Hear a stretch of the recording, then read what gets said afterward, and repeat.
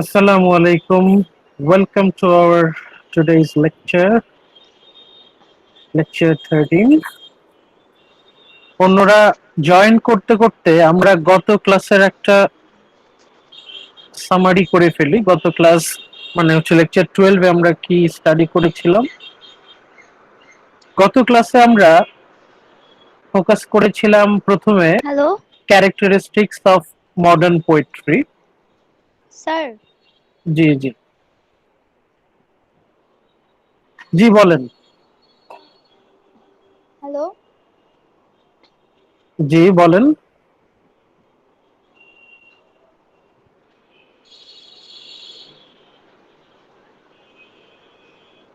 আচ্ছা, আমাদের প্রথম ফোকাসটা ছিল মডার্ন পোয়েট্রির বৈশিষ্ট্য,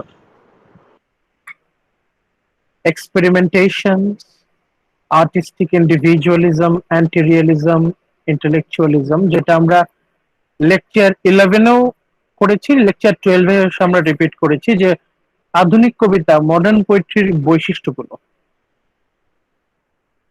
এরপর আমরা আলোচনা করেছি মডার্ন পোয়েট্রির প্রথম আন্দোলন, ইমাজিস্ট মুভমেন্ট। এখানে আমরা টি.ই. হিউম, কাজরা পাউন্ড সম্পর্কে আলোচনা করেছি, কথা বলেছি। আমাদের পরের ধাপে আমরা আলোচনা করেছিলাম রিভাইভাল অফ মেটাফিজিক্যাল পোয়েট্রি। এখানে জন ডানের ইনফ্লুয়েন্স সম্পর্কে আমরা বিস্তারিত আলোচনা এর আগের ক্লাসেও করেছি, গত ক্লাসেও করেছি। তারপর next step French symbolism, French symbolist poetry. কিভাবে French symbolist poetry modern English পোয়েট্রিকে ইনফ্লুয়েন্স করলো, প্রভাবিত করলো, সেই বিষয়ে আমরা আলোচনা করলাম।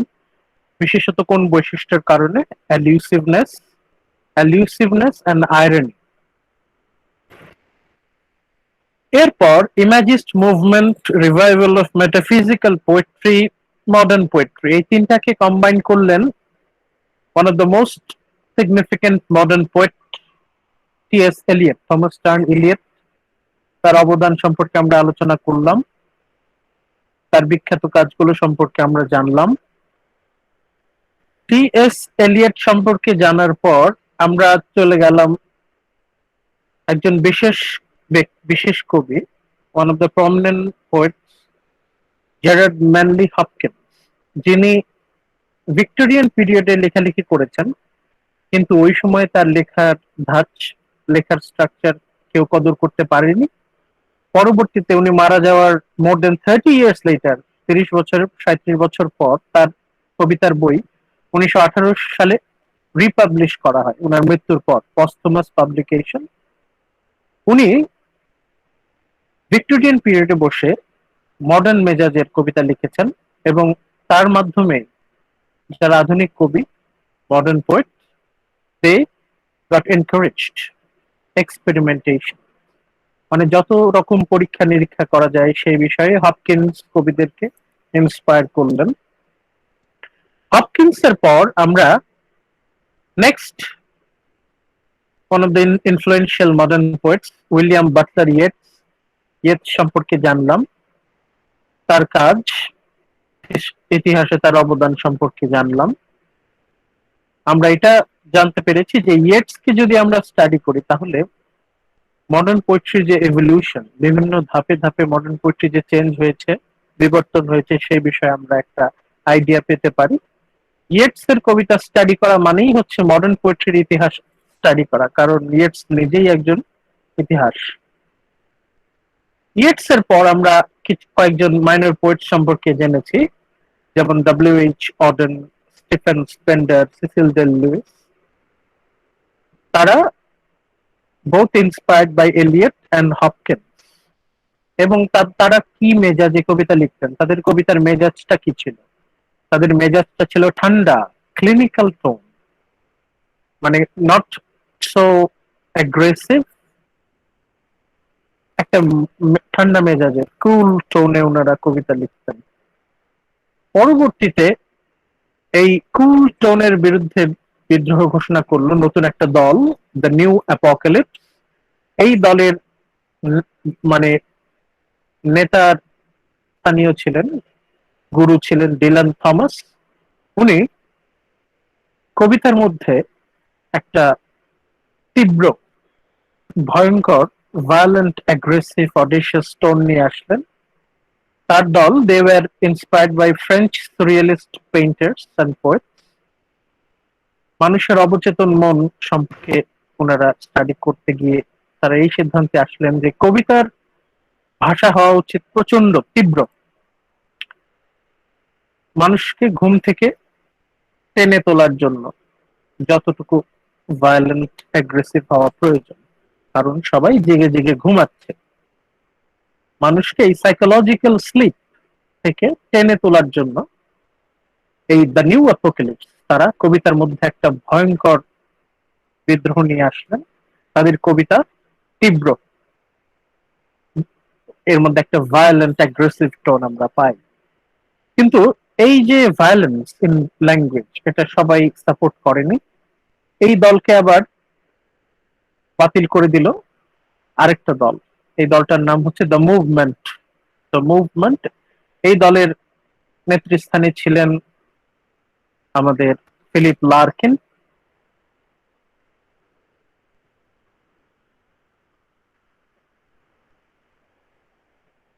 ফিলিপ লার্কিন, ওনাদের কথা হচ্ছে ডিলান থমাস যে অ্যাগ্রেসিভ টোনটা নিয়ে আসলেন এটা হচ্ছে অতিরিক্ত। ডিলান থমাস, সিটওয়েল, এরা কবিতার মধ্যে যে অ্যাগ্রেসিভ, ভায়োলেন্ট টোন নিয়ে আসলেন, দিস ইজ নট নেসেসারি। তারা আবার ফিরে গেলেন কুল, ক্লিনিক্যাল টোনে, নিউট্রাল টোন। তারা আর অ্যাগ্রেসিভ টোনে কবিতা লিখবেন না। তারা they aimed once again for a neutral tone, purity of diction. এই পর্যন্ত আমরা আলোচনা করেছিলাম। সবার শেষে আমরা আরেকটু লাস্ট পর্যায়ে আলোচনা করেছিলাম যে ফিলিপ লার্কিন, উনি এজরা পাউন্ড, এলিয়ট, ওদের যে আধুনিকতা সেটাকে ইম্পোর্টেড, আমদানিকৃত বিদেশি আধুনিকতা বলে বাতিল করে দিলেন, রিজেক্ট করলেন। তার বদলে উনি থমাস হার্ডির যে ট্র্যাডিশনাল নেটিভ মডার্নিটি সেটাকে উনি গ্রহণ করলেন। কেন উনি, কেন ফিলিপ লার্কিন এলিয়ট, আজরা পাউন্ডকে পরিত্যাগ করলেন? কারণ তাদের যে আধুনিকতা সেটা হচ্ছে ফ্রান্স থেকে এসেছে। এখন ইংল্যান্ডে বসে ফ্রান্সদের অনুকরণ করা মোটেও সম্মানজনক নয়। সেই কথা চিন্তা করে Philip Larkin he rejected Ezra Pound and Eliot's native, imported modernism, এবং উনি গ্রহণ করলেন থমাস হার্ডি, ওনার যে ট্র্যাডিশনাল নেটিভ মডার্নিটি সেটা। পরবর্তীতে টনি হ্যারিসন, সেমাস হেনি, এরকম বিখ্যাত মডার্ন পোয়েট তারাও লার্কিনের মতো থমাস হার্ডিকে অনুসরণ করলেন। এই পর্যন্ত ছিল আমাদের গত ক্লাসের আলোচনা। This is all revise. আমরা মোটামুটি রিভিশন করে নিলাম। এই ছিল মডার্ন পোয়েট্রি, আধুনিক কবিতা, 20th সেঞ্চুরি পোয়েট্রি। এখানে আমাদের ফোকাস ছিল, এখানে আমরা কি কি ফোকাস করব, মডার্ন পোয়েট্রি যখন আলোচনা করব এখান থেকে আমরা কি কি ফোকাস করব? আমরা অবশ্যই প্রথমেই আমরা আলোচনা করব characteristics of modern poetry. Modern কি কি বৈশিষ্ট্য থাকলে আমরা একটা কবিতাকে আধুনিক কবিতা বলতে পারি। এরপর কি কি আন্দোলনের মাধ্যমে আধুনিক কবিতার প্রচলন শুরু হলো। Imagist movement, revival of metaphysical movement, symbolist movement, এই তিনটা আন্দোলনকে সমন্বিত করলেন, একসাথে করলেন T S. Eliot. Ezra Pound, T S. Eliot এরা খুব ঘনিষ্ঠ বন্ধু ছিলেন। টি.এস. এলিয়টকে বলা হয় one of the most influential modern poet. T S. Eliot ছিলেন, এর মাঝখানে আমরা পেলাম যে পরীক্ষা নিরীক্ষা, বিভিন্ন পরিমাণে পরীক্ষা নিরীক্ষা, এই যে শুধু অন্যকে অনুসরণ না করে নিজের বুদ্ধি, নিজের বিশ্লেষণী ক্ষমতা, ওন ইন্টেলেক্ট প্রয়োগ করে নানা রকম পরীক্ষা নিরীক্ষা করা, স্বাধীনভাবে নিজের মতো করে কবিতা লেখা, সেই সাহসটা দিলেন জেম হপকিন্স। পরবর্তীতে আমরা ইয়েটস সম্পর্কে জানতে পারি যে বিভিন্ন সময়ের পরিস্থিতি মেজাজ অনুযায়ী ইয়েটস কবিতা লিখলেন। ইয়েটস এর পর অডেন আছেন, এরপর ডিলান থমাসের গ্রুপ নিউ অ্যাপোক্যালিপস, তাদের ভায়োলেন্ট টোন, তারপর Philip Larkin his group, and then Thomas Hardy's tradition. এখানে আমরা পাচ্ছি who are the major modern poet, কারা কারা এই আধুনিক কবিতায় অবদান রাখলেন এবং তাদের অবদানটা কোন জায়গায়, অবদানটুকু আমাদের কিন্তু ফোকাস করতে হবে। আমরা এখানে ফোকাস করছি দেয়ার কন্ট্রিবিউশন, দেয়ার ইনফ্লুয়েন্স। যেমন টি.এস. এলিয়ট সম্পর্কে যদি বলি, তার অবদানটা কোন জায়গায়, উনি কোথায় অবদান রাখলেন। হপকিন্স, হপকিন্সের অবদানটা কোন জায়গায়। দেন ইয়েটস, হোয়াট ওয়াজ হিজ, যেমন এখানে আমরা হাইলাইট করেছি Yeats work itself a history of English poetry between 1890 to 1959। এই 1890 থেকে 1959 এই সময়ে যত বড় বড় আন্দোলন হয়েছে, সাহিত্যিক আন্দোলন, সব রকম বৈশিষ্ট্যে ইয়েটস কবিতা লিখেছেন। ওনার কবিতা আমরা যদি বিশ্লেষণ করি তাহলে মোটামুটি সব আন্দোলনের যে সামারি জিস্ট আমরা তার কবিতা থেকে পাই। এরপর অডেন আছেন, অডেন সম্পর্কে আপনারা পড়াশোনা করবেন। দেন ডিলান থমাস, তারপর Philip Larkin, and finally the influence of Thomas Hardy as a poet। আজকে আমরা শুরু করছি, এগেইন আমরা চলে যাচ্ছি আমাদের নর্টন অ্যান্থোলজি বাই অ্যাব্রামস এর আর্টিকেল আমরা চলে যাচ্ছি।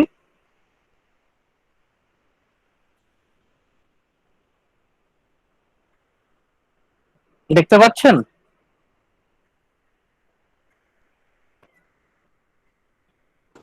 জি স্যার। একটু পড়বেন kindly first প্যারাগ্রাফটা। The years 1912 to 1950 are the heroic age of the modern novel, the age of Joseph Conrad, James Joyce, D.H. Lawrence, Virginia Woolf, and E.M. Foster. One can trace three major influences on the changes in attitude and technique in the fiction of this period. The first is the novelist's realization that the general background of belief that united them with their public in a common sense of what was. তারপরটা পড়বো? হ্যাঁ, আরেক line পড়েন। Of what was significant in experience had disappeared. আচ্ছা, এই পর্যন্ত আমরা একটু বোঝার চেষ্টা করি কি লিখলো। The years 1912 to 1950, 1912 থেকে 1950, এই সময়টাকে বলা হয় the heroic age of modern novel. আধুনিক নভেল, আধুনিক উপন্যাস, মডার্ন নভেলের সবচেয়ে গুরুত্বপূর্ণ সময়, হিরোইক এজ, গোল্ডেন পিরিয়ড। আমরা কোথায় আছি? Fiction, modern fiction. আমরা আধুনিক মডার্ন ফিকশন পড়ছি, 20th সেঞ্চুরি ফিকশন। ফিকশন বলতে আমরা কি বুঝি? ফিকশন বলতে আমরা বুঝি novel, short story or long story, ছোট গল্প, বড় গল্প, উপন্যাস, এই মিলে হচ্ছে ফিকশন। প্রথমেই আমরা নভেল দিয়ে শুরু করি। মডার্ন নভেল, মডার্ন নভেলের সবচেয়ে গুরুত্বপূর্ণ সময় হচ্ছে 1912 থেকে 1950। 1912 থেকে 1950 কারা কারা আছেন? Joseph Conrad, James Joyce, Virginia Woolf, D.H. Lawrence, E.M. Forster. কারা কারা নামগুলো আমরা খেয়াল করি? Joseph Conrad, James Joyce, D.H. Lawrence, Virginia Woolf and E M Forster. মানে মডার্ন নভেলিস্টের নাম যদি আমরা মনে রাখতে চাই, অন্তত অ্যাটলিস্ট কমপক্ষে এই 5 জনের নাম অবদান সম্পর্কে আমাদের জানতে হবে। কারা কারা? Joseph Conrad, James Joyce, D H. Lawrence, Virginia Woolf, E M foster.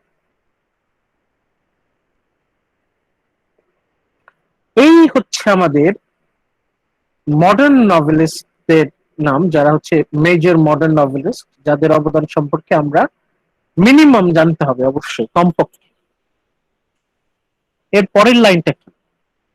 One can trace 3 major influences on the changes in attitude and technique in fiction of this period. One can trace মানে আমরা যদি খুব মনোযোগ দিয়ে লক্ষ্য করি, 3 major influence, 3টা বড় পরিবর্তন আছে, 3টা বড় নিয়ামক আছে, প্রভাবক আছে। মানে 3টা জায়গায় চেঞ্জ হচ্ছে attitude and technique. Changes in attitude and technique মানে 3 ভাবে এই ফিকশন রাইটিং এর অ্যাটিটিউড এন্ড টেকনিক চেঞ্জ হচ্ছে।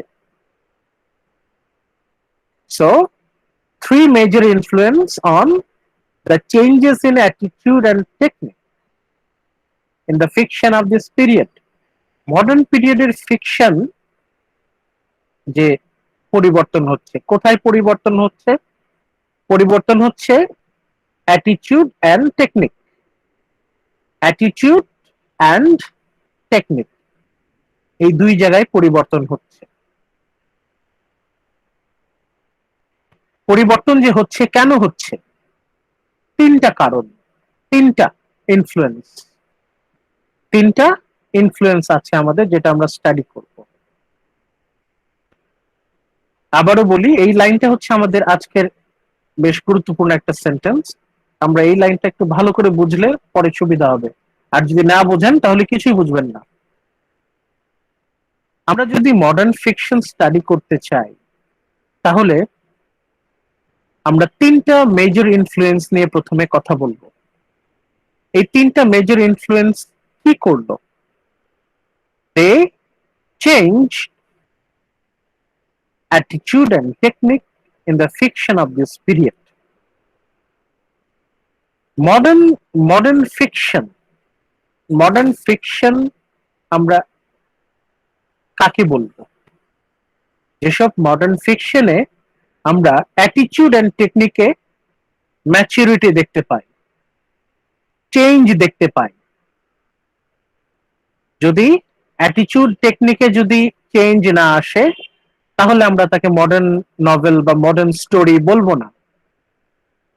যদি আমরা কোনো লেখাকে মডার্ন স্টোরি বা মডার্ন নভেল বলে এস্টাবলিশ করতে চাই, তাহলে আমাদেরকে খুঁজে বের করতে হবে যে এখানে অ্যাটিটিউড টেকনিকে পরিবর্তন আছে কিনা। এখন এই যে পরিবর্তন হবে, তার পেছনে আছে হচ্ছে 3 মেজর ইনফ্লুয়েন্স। 3টা ইনফ্লুয়েন্স আমরা খুঁজে পাই। 3 মেজর ইনফ্লুয়েন্সেস। প্রথম ইনফ্লুয়েন্সটা কি? প্রথম ইনফ্লুয়েন্স হচ্ছে দ্য নভেলিস্ট রিয়েলাইজেশন দ্যাট, যারা উপন্যাসিক, যারা নভেল লিখে, রাইটার, অথর্স, তারা একটা জিনিস রিয়েলাইজ করলেন। কি রিয়েলাইজ করলেন? The general background of believe that United them with their public in a common sense. The general background of believe that united them with their public in a common sense of what was significance in experience had disappeared. সেন্টেন্সটা অনেক বড়, কিন্তু বোঝাটা খুব জরুরি। শেষের 2টা শব্দ কি? had disappeared, মানে কিছু একটা হারিয়ে গেছে, অদৃশ্য হয়ে গেছে। কি হারিয়ে গেছে? কি হারিয়ে গেছে? কমন সেন্স কমন সেন্স বলতে কিছু একটা ছিল যেটা হারিয়ে গেছে। এখন কমন সেন্স বিষয়টা কি? The general background of belief that united the writer with public. The general background of belief, এটা বলতে আমরা কি বুঝি? জেনারেল ব্যাকগ্রাউন্ড অফ বিলিফ, এটার মানে কি? এটার মানে হচ্ছে মূল্যবোধ। মূল্যবোধ মানে কি? সমাজের ভালো মন্দ বিচার করা। একটা সমাজে যখন কোনো ঘটনা ঘটে আমরা প্রথমে সেটার বিচার করি যে এটা কি ভালো ঘটলো নাকি খারাপ ঘটলো, এটা কি ভালো হলো নাকি খারাপ হলো। কিভাবে আমরা এটা বিচার করি? আমাদের কমন সেন্স দিয়ে। আমাদের যে কমন সেন্স, আমাদের যে ট্র্যাডিশনাল ভ্যালু, মূল্যবোধ, আমাদের যে শিক্ষা, আমাদের পারিবারিক সামাজিক সাংস্কৃতিক শিক্ষা, family, social and cultural education, আমাদের পরিবার, আমাদের সমাজ, আমাদের সংস্কৃতি আমাদেরকে অনেক কিছু শেখায়, আমাদের মূল্যবোধ শেখায়, আমাদের কমন সেন্স শেখায়। সেই কমন সেন্সের উপর ভিত্তি করে আমাদের বিশ্বাসের একটা জেনারেল ব্যাকগ্রাউন্ড তৈরি হয়। কিন্তু সেই জেনারেল ব্যাকগ্রাউন্ড হ্যাড ডিসঅ্যাপিয়ার্ড। এর মানে হচ্ছে এর আগে জনগণের একটা সাধারণ কমন সেন্স মূল্যবোধ থাকতো, যেটা সবারই থাকতো। এখন আধুনিক যুগে এসে আমরা খেয়াল করছি যে মূল্যবোধ বিষয়টা সবার কাছে একরকম না, কমন সেন্স বিষয়টাও সবার কাছে একরকম না। আগে আমরা ধরতাম একটা সমাজের সবারই কমন সেন্স মোটামুটি একরকম, সবারই ভ্যালুজ মোটামুটি একরকম, ভালো মন্দ বিচারের যে মানদণ্ড সেটা একরকম। কিন্তু আধুনিক যুগে এসে সেটার পরিবর্তন হয়ে যাচ্ছে। একই সমাজে এখন মানুষের মধ্যে কমন সেন্স ভ্যালু এগুলোর মধ্যে বিভেদ তৈরি হচ্ছে। সবাই একভাবে কিন্তু বিচার করছে না। কোনো ঘটনা সমাজের একটা অংশের কাছে ভালো মনে হবে, আরেকটা অংশের কাছে খারাপ মনে হবে। একটা অংশ তারা ভালোভাবে জাজ করবে, আরেকটা অংশ তারা খারাপ ভাবে জাজ করবে। কারণ দেয়ার ইজ নো ইউনিটি, কোন রকম ইউনিটি নাই in common sense and values. মানুষ আর ইউনাইটেড না, মানুষ আর একতাবদ্ধ না। কমন সেন্স এবং ভ্যালুর দিক থেকে মানুষ আর একতাবদ্ধ না। People R not united anymore in common sense and value. আপনার কাছে যেটা কমন সেন্স মনে হচ্ছে সেটা আপনার প্রতিবেশীর কাছে কমন সেন্স মনে নাও হতে পারে। আপনার কাছে যেটা ভ্যালুজ মনে হবে ঠিক, আপনার প্রতিবেশীর কাছে সেটা ঠিক মনে নাও হতে পারে। মানে people they are not united anymore. শুধু মানুষে মানুষে না, সবচেয়ে বড় কথা শিল্পী, অথর, রাইটার, তাদের যে মূল্যবোধ এবং সাধারণ মানুষের যে মূল্যবোধ অনেকটাই আলাদা, যেটা আমরা লেকচার 9 লেকচার 10 এ পড়ে এসেছি যে there is a gap between the thinking process of an artist and thinking process of common people. এই দুই শ্রেণী, শিল্পী, সাহিত্যিক, তাদের যে চিন্তা ভাবনা, তাদের যে মূল্যবোধ, কমন সেন্স ভ্যালুস, তার সাথে সাধারণ মানুষের কমন সেন্স ভ্যালু খুব কম মিল আছে। The similarity had disappeared. General background of unity disappeared. মানসিকতা, মানবিকতা, মূল্যবোধে এখন আর কোনো একতা নাই। They are divided. তারা বিচ্ছিন্ন। এখন আমরা চলে যাই নেক্সট ইম্পর্টেন্ট সেন্টেন্সে। The public values of the Victorian novel, এখানে একটু ভুল আছে, নক্সেল লেখা আছে, এটা নভেল হবে। The public values of the Victorian novel, আমরা অলরেডি ভিক্টোরিয়ান নভেল সম্পর্কে কিন্তু বিস্তারিত পড়ে এসেছি মিডের আগে। ভিক্টোরিয়ান নভেল, এটার বিষয়বস্তু কি ছিল? Public value, society, social values. Victorian নভেলের ফোকাস ছিল পাবলিক ভ্যালুজ, সোশ্যাল ভ্যালুজ। এখন এই ভিক্টোরিয়ান নভেলের যে পাবলিক ভ্যালুজ, এটার ধরনটা কি ছিল? In which major crisis of plot could be shown through changes in social, financial, or marital status of the chief characters gave way to more personally conceived notions of value. Okay. আমাদের Victorian নভেলকে আমরা যদি একটা স্ট্রাকচারে, একটা ফর্মুলার মধ্যে ফেলি, সব Victorian নভেলকে আমরা একটা ফর্মুলায় ফেলতে পারি। কি ফর্মুলা? ভিক্টোরিয়ান যত নভেলে আমরা মেজর ক্রাইসিস দেখতে পাই, যত বড় বড় বিপদ প্রোটাগনিস্টরা, মেইন নায়ক নায়িকারা ফেস করে, সেগুলোকে আমরা একটা ফর্মুলায় ফেলতে পারি। সেগুলো কি? Changes in social or financial or marital status। প্রতিটা ভিক্টোরিয়ান নভেলেই একটা চ্যালেঞ্জ থাকে, একটা সামনে চ্যালেঞ্জ থাকে। কার সামনে? নায়ক নায়িকার সামনে একটা চ্যালেঞ্জ থাকে, একটা বিপদ থাকে। সেই বিপদের মূলে কি আছে? Changes in social or financial or marital status। সমাজ, সমাজে ভেদাভেদ, সমাজে ভেদাভেদ, upper class, middle class, lower class, এই তিন সোশ্যাল ক্লাস, এদের মধ্যে কনফ্লিক্ট কোথায় পাই আমরা? চার্লস ডিকেন্সের নভেলে পাই। আমরা আর কার মধ্যে পাই? আমরা শার্লট ব্রন্তের মধ্যেও পাই, এমিলি ব্রন্তের মধ্যেও পাই, ইভেন উইলিয়াম ম্যাকপিস থ্যাকারে তার নভেলেও পাই। ফিনান্সিয়াল ক্রাইসিস, হয়তো নায়িকার বাবা বড়লোক, নায়ক হয়তো গরিব, নায়কের বাবা হয়তো বড়লোক, নায়িকা হয়তো গরিব। এই যে financial crisis. Finally crisis in marital status, বিয়ে করতে চাচ্ছে, সমাজ বাধা দিচ্ছে। এই যে ক্রাইসিস গুলো, social, financial, marital conflict and crisis, এর উপর ভিত্তি করেই হচ্ছে বেশিরভাগ ভিক্টোরিয়ান নভেলের ঘটনাটা জড়িত। মানে আমরা একটা ফর্মুলায় ফেলতে পারি।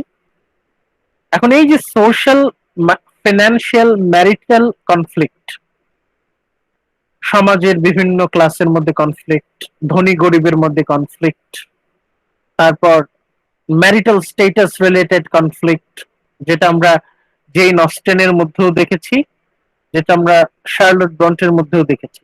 তাদের নভেলের মূল বিষয়বস্তু ছিল এগুলোই, social, changes in social or financial or marital status, এগুলোই হচ্ছে মেজর ক্রাইসিস অফ প্লট।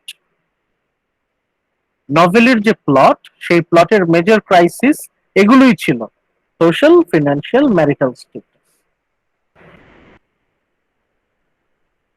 যদি গল্পগুলো একই রকম না হয়, তাহলে তো আমরা ফর্মুলায় ফেলতে পারতাম না। কেন আমরা ফর্মুলায় ফেলতে পারছি? কেন আমরা বলতে পারছি যে in most of Victorian novels major crisis means social, financial, marital conflict among the chief characters. নায়ক নায়িকারা কেন কষ্ট পাচ্ছে? হয় সোশ্যাল কনফ্লিক্টের কারণে কষ্ট পাচ্ছে, অথবা ফিনান্সিয়াল প্রবলেমের কারণে কষ্ট পাচ্ছে, অথবা ম্যারিটাল স্ট্যাটাস, বিয়ে নিয়ে তারা সমস্যা পাচ্ছে, কষ্ট পাচ্ছে বা সমস্যায় পড়ছে। এর মানে হচ্ছে ওই ভিক্টোরিয়ান পিরিয়ডের বেশিরভাগ গল্পই একই রকম, সবগুলো ক্রাইসিসই either social, financial or marital related. এর এর মানে আমরা কি বুঝতে পারছি? এর মানে আমরা বুঝতে পারছি এগুলো হচ্ছে তখনকার মানুষের পাবলিক ভ্যালুস। এগুলো ছিল পাবলিক ভ্যালুস। সাধারণ মানুষ এই বিষয়গুলোকেই তারা ক্রাইসিস মনে করত। সোশ্যাল কনফ্লিক্টকেই তারা ক্রাইসিস মনে করত, ফিনান্সিয়াল কনফ্লিক্টকেই তারা ক্রাইসিস মনে করত। তারপর বিয়ে শাদী নিয়ে যে ঝামেলাটা হয় এটাকেই তারা ক্রাইসিস মনে করত। এই জন্য এই তিনটা ক্রাইসিসের উপর ভিত্তি করেই কিন্তু গল্পগুলো লেখা হতো, নভেল লেখা হতো, কারণ এগুলোই হচ্ছে পাবলিক ভ্যালুস, মানুষের মূল্যবোধ। এগুলো ছিল ভিক্টোরিয়ান নভেলের। এখন কথা হচ্ছে, যখনই আমরা আধুনিক নভেল, মডার্ন নভেলে যখন আমরা প্রবেশ করছি, তখন এই পাবলিক ভ্যালুটা ভ্যানিশ হয়ে যাচ্ছে, পাবলিক ভ্যালু রিপ্লেসড হয়ে যাচ্ছে। এখন আধুনিক আধুনিক নভেলে আমরা আর এই পাবলিক ভ্যালুজ নিয়ে কোনো ক্রাইসিস খেয়াল করি না, তার বদলে আমরা কি পাচ্ছি? gave way to more personally conceived notions of value. Public ভ্যালুকে রিপ্লেস করে দিচ্ছে পার্সোনাল ভ্যালু, পাবলিক ভ্যালুসকে রিপ্লেস করে দিচ্ছে personally conceived notions of value. জনমূল্যবোধ, জনগণের মূল্যবোধ থেকে এখন ফোকাস হচ্ছে ব্যক্তিগত মূল্যবোধ। এই হচ্ছে আমাদের এতক্ষণ পর্যন্ত যে কথা বললাম সেই কথার সামারি। জনগণের মূল্যবোধ এটাকে স্থানান্তর করে দিচ্ছে, বাতিল করে দিচ্ছে ব্যক্তিগত মূল্যবোধ। Personally conceived notions of value. আধুনিক উপন্যাসের মূল বক্তব্য হচ্ছে personally conceived notions of value. জনগণের মূল্যবোধের চাইতে গুরুত্বপূর্ণ হচ্ছে ব্যক্তিগত মূল্যবোধ। জনগণের মূল্যবোধের থেকে গুরুত্বপূর্ণ হচ্ছে ব্যক্তিগত মূল্যবোধ। Dependent on novelists' own intuition and sensibilities rather than on public agreement. Dependent নির্ভর করছি on novelist own intuition, যিনি ঔপন্যাসিক তার ব্যক্তিগত ইনটিউশন, সিক্স সেন্স, যেটা আমরা রোমান্টিক লিটারেচারে পড়েছি, কিন্তু ইনটিউশন সেই ওয়ার্ডটা কিন্তু আমরা আবার পাচ্ছি, own intuition and sensibilities. Sensibilities মানে কি? Feelings rather than on public agreement. মানে এখানে আমরা একটা খুবই গুরুত্বপূর্ণ পয়েন্টে আমরা এসে পৌঁছালাম। মডার্ন ফিকশনের সাথে রোমান্টিক পোয়েট্রির অনেক বড় একটা মিল আমরা পাচ্ছি। রোমান্টিক পোয়েট্রির সাথে মডার্ন নভেল, বলতে গেলে মডার্ন ফিকশনের একটা খুবই বড় মিল আমরা খুঁজে পাচ্ছি। আমাদের রোমান্টিক পোয়েট্রির কথা কি ছিল? পাবলিক কনসেনসাস, সোশ্যাল কমেন্ট্রি থেকে বেশি গুরুত্বপূর্ণ হচ্ছে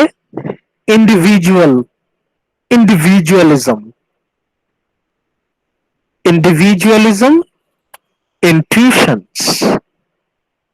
সেই বিষয়টা কিন্তু এখানে আমরা আবার পাচ্ছি। যারা modern novelist, they depend on their own intuition and sensibilities rather than on public agreement.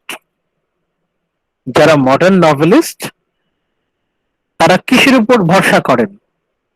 The modern novelists, they depend on their own intuition and sensibilities rather than on public agreement. জনগণ কি বলল, public কি বলল, জনগণের common sense, জনগণের মূল্যবোধ, তার থেকে বেশি গুরুত্বপূর্ণ হচ্ছে যিনি ঔপন্যাসিক, যিনি রাইটার, তার নিজস্ব বিশ্বাস, আবেগ, অনুভূতি, মূল্যবোধ। এই পর্যন্ত কি ক্লিয়ার? এই পর্যন্ত কি কোনো কনফিউশন আছে? যদি কোনো কনফিউশন থেকে জিজ্ঞেস করতে পারেন। আবারও বলছি, মডার্ন ফিকশনের সাথে আমরা রোমান্টিক পোয়েট্রির একটা খুবই গুরুত্বপূর্ণ মিল খুঁজে পাচ্ছি। রোমান্টিক পোয়েট লেখকরা তারা যেমন জনগণের চিন্তা ভাবনার থেকে বেশি গুরুত্ব দিচ্ছেন নিজের চিন্তা ভাবনা, একইভাবে যারা আধুনিক ঔপন্যাসিক, আধুনিক লেখক, তারা পাবলিক সেন্টিমেন্ট, পাবলিক ভ্যালুজ, জনগণের মূল্যবোধের থেকে বেশি গুরুত্ব দিচ্ছেন ব্যক্তিগত মূল্যবোধ। ব্যক্তিগত মূল্যবোধ বিষয়টা কি? Personal intuition and emotions. ব্যক্তিগত ইনটিউশন অ্যান্ড ইমোশনস। দেখেন, আমাদের ইনটিউশন শব্দটা কিন্তু বারবার আসছে, খুবই গুরুত্বপূর্ণ একটা শব্দ, যেটা আমি আপনাদেরকে বলেছিলাম একদম মিডের আগে আমরা যখন রোমান্টিক পোয়েট্রি পড়ছিলাম, তখন কিন্তু বলেছিলাম যে ইনটিউশন শব্দটা বারবার আসবে। Intuition, sixth sense, own own sense of belief, own perception of reality. তাহলে আমাদের আধুনিক গল্প বা উপন্যাস, মডার্ন নভেল আর ফিকশন, খুবই গুরুত্বপূর্ণ একটা বৈশিষ্ট্য কিন্তু আমরা পেলাম। সেটা কি? Public values are replaced by personal values. The writers, the novelists, short story writers, they depend on own intuition and sensibilities rather than public agreement. Public কি বললো, সমাজ কি বললো, তার থেকে বেশি গুরুত্বপূর্ণ হচ্ছে আমাদের লেখক কি বিশ্বাস করে। জনগণের মূল্যবোধ, জনগণের বিশ্বাস, public common sense, that is not important. খুব বেশি গুরুত্বপূর্ণ কি? যিনি ঔপন্যাসিক, তার নিজস্ব মূল্যবোধ, তার নিজস্ব চেতনা, তার নিজস্ব আবেগ অনুভূতি, তার ব্যক্তিগত মূল্যবোধ। Writers' intuitions and sensibilities are more important than public agreement. এই পর্যন্ত একটু ক্লিয়ার থাকতে হবে, নাহলে কিন্তু সামনে সমস্যায় পড়ে যাবেন। মানে আমরা এখানে বুঝতে পারছি যে জনগণের চাহিদার থেকে বেশি গুরুত্বপূর্ণ হচ্ছে লেখকের বিশ্বাস, লেখকের চেতনা, আবেগ অনুভূতি। মডার্ন ফিকশন, মডার্ন নভেল মানেই হচ্ছে এটার ফাউন্ডেশন হবে হচ্ছে লেখকের নিজস্ব চিন্তা, চেতনা, আবেগ অনুভূতি, বিশ্বাস। Public values and sentiments are replaced by private values and feelings. মানে আমরা মডার্ন ফিকশনে রোমান্টিক পোয়েট্রির সাথে একটা ফিলোসফিক্যাল সিমিলারিটিস খুঁজে পাচ্ছি।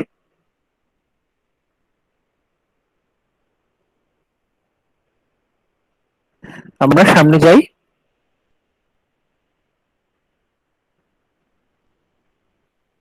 To believe that your impression hold good for others.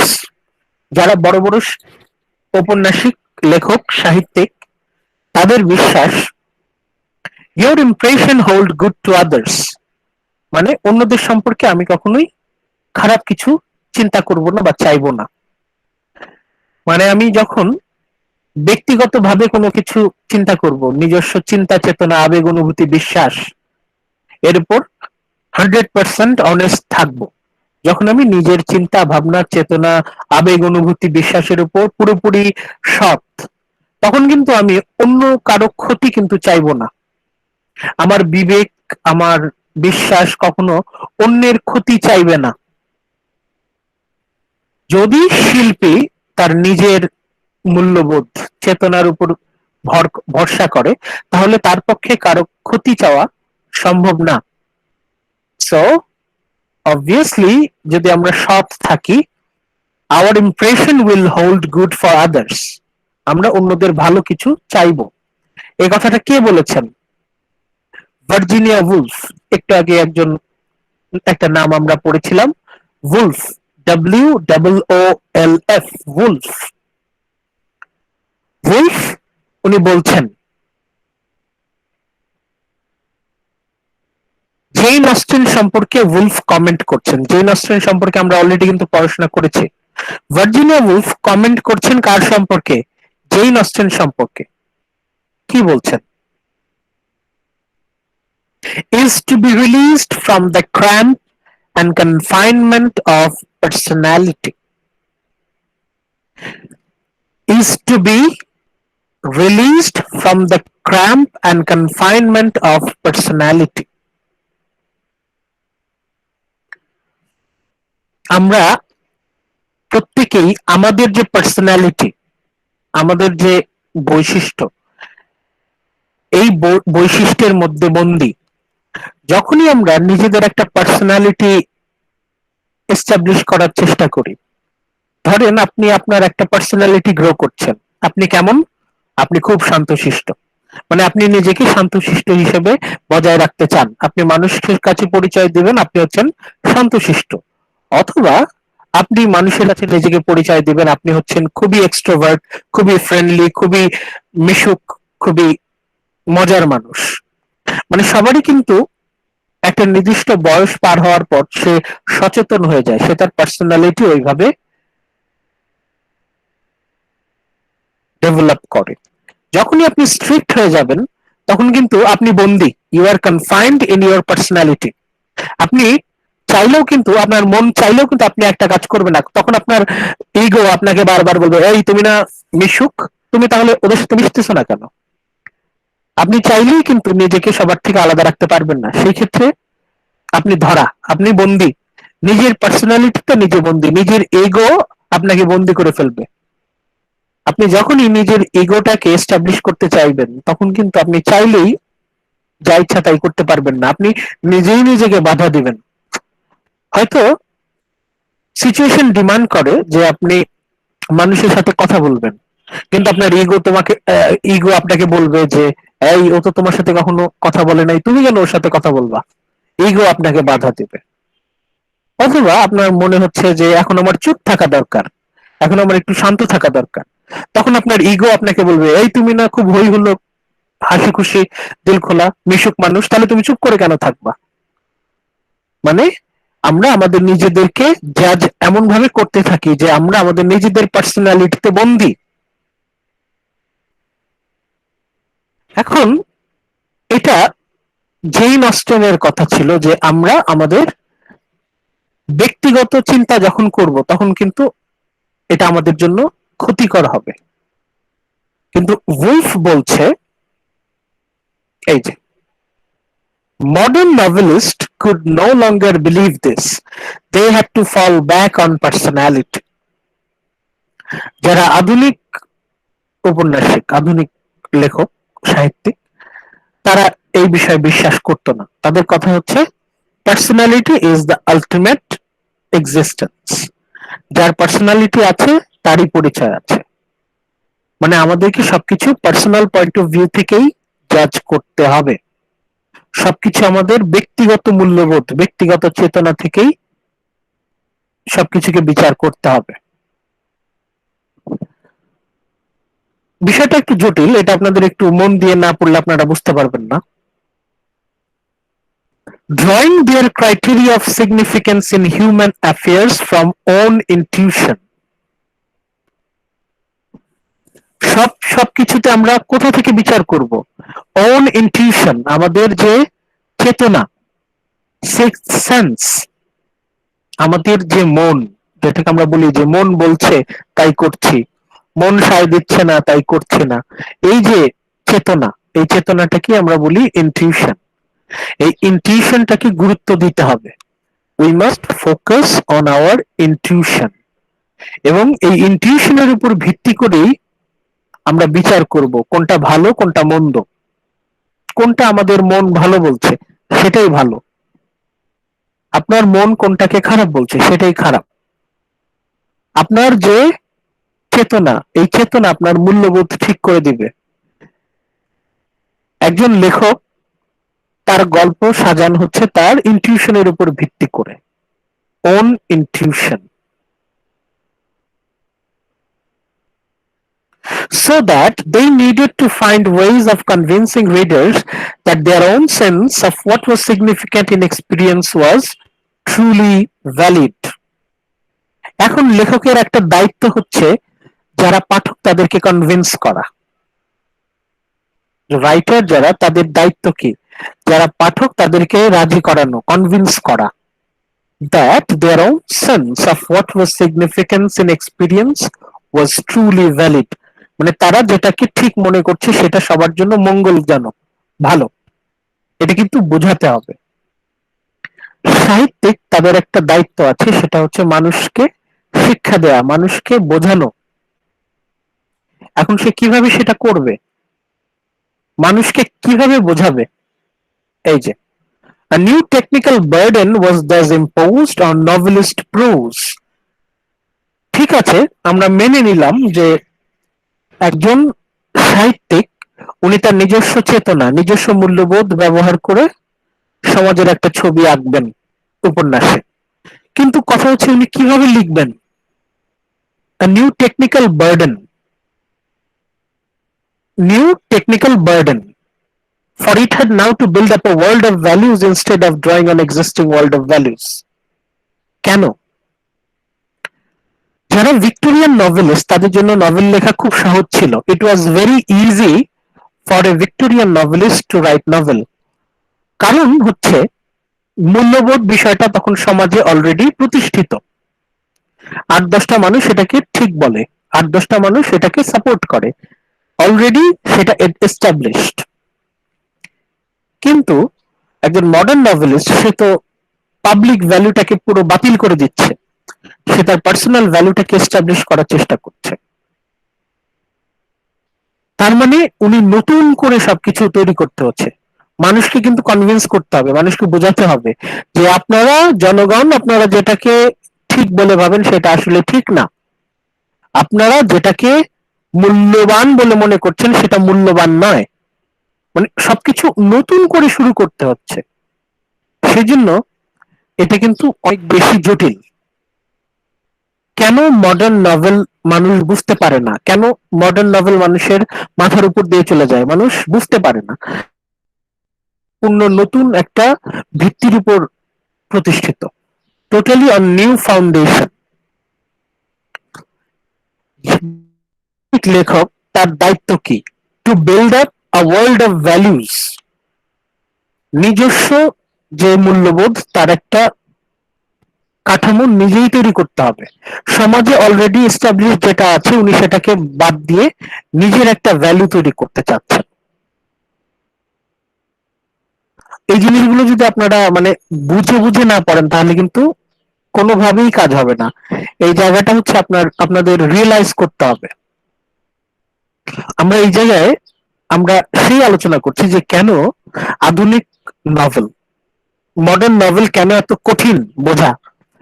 কারণ এই যে নভেলের ফাউন্ডেশন মূল্যবোধ, সেটা স্পেশাল মূল্যবোধ। জনগণ যেটাকে মূল্যবোধ মনে করে, জনগণ যেটাকে ঠিক মনে করে, ভুল মনে করে, সেটাকে নভেলিস্ট চ্যালেঞ্জ করছেন। উনি সমাজে এক্সিস্টিং যেটা স্ট্রাকচার আছে সেটাকে বাতিল করে নিজস্ব একটা স্ট্রাকচার তৈরি করতে চাচ্ছেন। এই জন্য মডার্ন নভেল আইডিয়াটা যথেষ্ট জটিল। ভার্জিনিয়া উলফ, যার কথা একটু আগে বললাম, উলফ বলছেন, Woolf tried to solve the problem by using some of the devices of poetry to suggest the novelist's own sense of value and vision of the world. একটু আগে যেটা বললাম, রোমান্টিক পোয়েট্রির সাথে যেহেতু আমরা মডার্ন নভেলের মিল পাচ্ছি, ভালো করে খেয়াল করেন, এই জিনিসটা খুব গুরুত্বপূর্ণ, মাথায় ঢোকান। যেহেতু রোমান্টিক পোয়েট্রির সাথে মডার্ন নভেলের মিল পাচ্ছি, যেহেতু রোমান্টিক পোয়েট্রির সাথে মডার্ন নভেলের মিল পাচ্ছে, তাহলে আমরা রোমান্টিক পোয়েট্রি যেভাবে লিখেছি ওই স্টাইলেই আমি নভেল লিখি, তাহলে কেমন হয়? সেটাই উলফ বলছেন, using some of the devices of poetry, specially এই যে by using some of the devices of poetry, কবিতার কিছু ডিভাইস টেকনিক ফলো করা, to suggest the novelist's own sense of value and vision of the world. পৃথিবীর সম্পর্কে যিনি ঔপন্যাসিক তার নিজস্ব চিন্তা ভাবনা যেহেতু প্রকাশ করতে চাচ্ছে, রোমান্টিক পোয়েটরা কবিতা যেভাবে লিখেছেন ওইভাবে আধুনিক উপন্যাস লেখা হোক। আপনাদের কাগজ কলম থাকলে এই পার্টটা আপনারা লিখে রাখেন, এটা গুরুত্বপূর্ণ। আপনারা যখন মডার্ন ফিকশন নিয়ে কথা বলবেন তখন এই পার্টটা অবশ্যই আসতে হবে। আমরা এই পার্টটাকে আমরা গোল্ডেন সেন্টেন্স বলতে পারি, আন্ডারলাইন করে বা মার্ক করে রাখেন।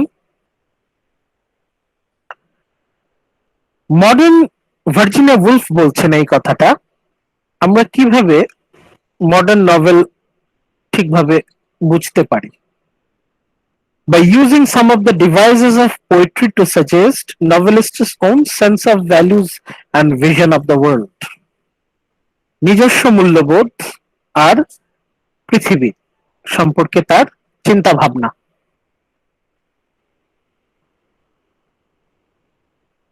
জেমস জয়েস, আমরা আরেকটা নাম পড়লাম।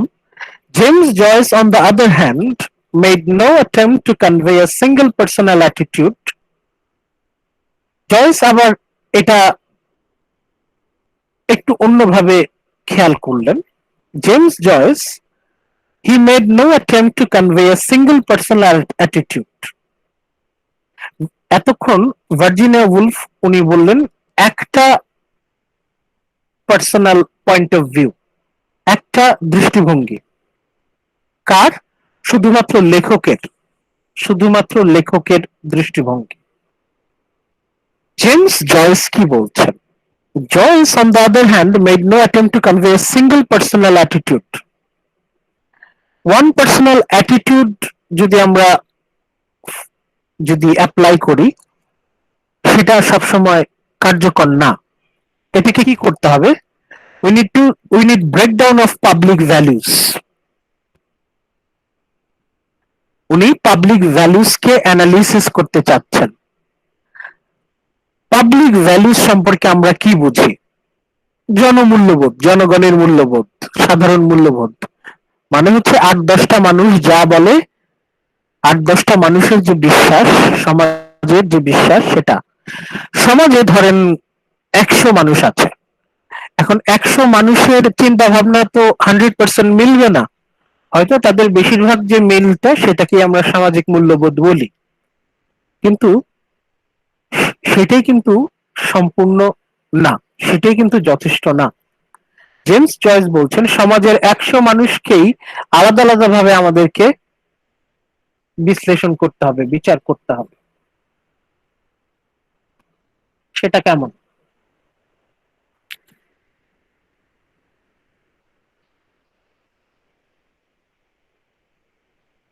Kind of writing so multiple in its implication that it conveyed numerous point of view simultaneously. আমি এই পার্টটা হাইলাইট করছি। জেমস জয়েসের নভেল, জেমস জয়েসের যে উপন্যাস, এখানে আমরা পাচ্ছি numerous point of view simultaneously, অনেকগুলো দৃষ্টিভঙ্গি একসাথে। একটা ঘটনা, ধরেন আপনাদের সমাজে একটা ঘটনা ঘটলো, সেই ঘটনার মানে কিন্তু সবার কাছে এক না। একজনের কাছে ঘটনাটা ভালো, আরেকজনের কাছে সেটা ভালো নাও হতে পারে। একজনের কাছে ঘটনাটা হচ্ছে ফেয়ার, আরেকজনের কাছে আনফেয়ার মনে হতে পারে। মানে পার্সন টু পার্সন ভ্যারি করবে, এক একজন কিন্তু এক এক ভাবে সেটাকে বিচার করবে। জেমস জয়েস ওনার টেকনিকটা হচ্ছে এরকম অনেকগুলো পার্সপেক্টিভ, অনেকগুলো পয়েন্ট অফ ভিউ একসাথে করা, তারপর অনেকগুলো রিসার্চ করে সিদ্ধান্তে আসা সামগ্রিকভাবে, ওভারঅল, যে আসলেই এটা কি ফেয়ার নাকি আনফেয়ার, আসলেই কি এটা কি গুড নাকি ইভিল। সমাজের ১০০ জন মানুষকে যদি আমরা জিজ্ঞেস করি, আচ্ছা আপনার কি মনে হয় পার্সোনালি এটা কি ভালো না খারাপ, হয়তো ৬০ জন বলল ভালো, ৪০ জন বলল খারাপ। এখন আমরা যদি গণতন্ত্র হিসাব করি তাহলে ৬০% ৬০% বললো ভালো, তাহলে কি আমরা ভালো বলবো? না, কারণ 40% অলরেডি তারা বলছে এটা ভালো না। আবার ধরেন 99% মানুষ বলল এই জিনিসটা ভালো, বাকি 1% এটা বলল খারাপ, তারপরেও আমাদের সেই অধিকারটা নাই। We do not have that right to claim it as good, কারণ 1% তার যে মতামত সেটারও মূল্য আছে, কেন সে খারাপ বলল। মূল কথা হচ্ছে প্রতিটা মানুষই গুরুত্বপূর্ণ, এভরিওয়ান ইজ ইম্পর্টেন্ট, আপনি কাউকে রেখে কাউকে গুরুত্বপূর্ণ ভাবতে পারবেন না। একটা দেশে, যেমন আমাদের বাংলাদেশে এখন 18 কোটির বেশি মানুষ, 18 কোটি মানুষের মধ্যে 17,99,99,999 জন মানুষ তারা একটা ঘটনাকে ঠিক বলল, ফেয়ার বলল, একজন মানুষ সেটাকে বেঠিক বলল। তারপরেও আমাদের অধিকার নাই ঘটনাটাকে ঠিক বলা, কারণ একজন মানুষ কেন সেটাকে বেঠিক বললো, একজন মানুষ কেন আনফেয়ার বললো, সেটাকে আমাদের খুঁজে বের করতে হবে। প্রতিটা মানুষই গুরুত্বপূর্ণ, প্রতিটা মানুষের মতামতের দাম আছে। যারা modern novelist, specially James Joyce, তারা এই বিষয়টা খেয়াল করছেন। They are focusing on each and every perspective. কেউই ফেলনা না, সবার মতামতেরই গুরুত্ব আছে।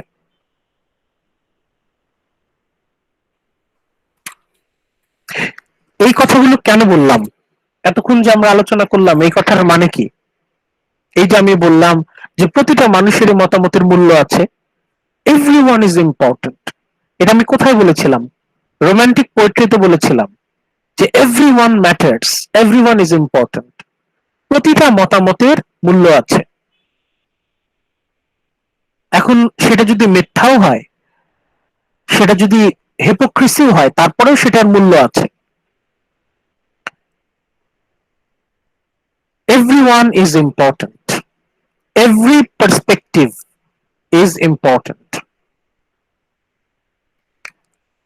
এই কথাটা আমরা কেন বলছি? কারণ পার্সোনাল ভ্যালুস, পার্সোনাল বিলিভস, এটার কতখানি গুরুত্ব এটা আমরা বোঝানোর চেষ্টা করছি। আমাদের প্রথম ইনফ্লুয়েন্স কি ছিল তাহলে? Public values are replaced by personal values. জনগণের মূল্যবোধ এটাকে বাতিল করে দিচ্ছেন, তার বদলে নিয়ে আসছেন ব্যক্তিগত মূল্যবোধ। সমাজে যদি 100 জন মানুষ থাকে, ওই 100 জন মানুষেরই মূল্যবোধটাকে স্টাডি করতে হবে, কাউকে বাদ দেয়া যাবে না। সে যতই বৃদ্ধ হোক, সে যতই নবীন হোক, একেবারে বাচ্চাও হোক না কেন, সেটাও আমাদেরকে মাথায় রাখতে হবে।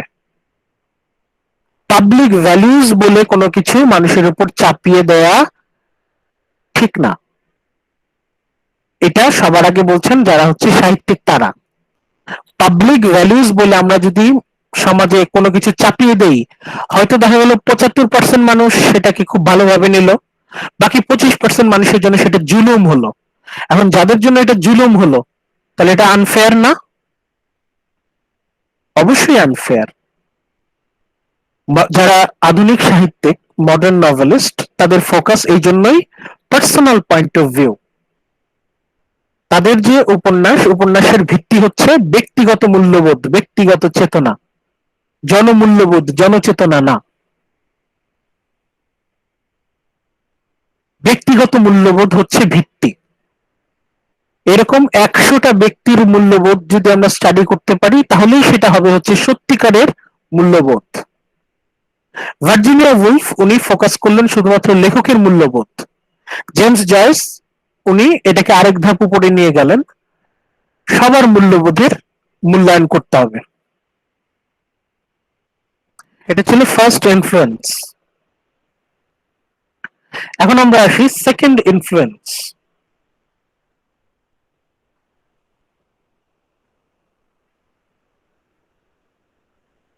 খায়রুন নাহার সাবরিন আছেন?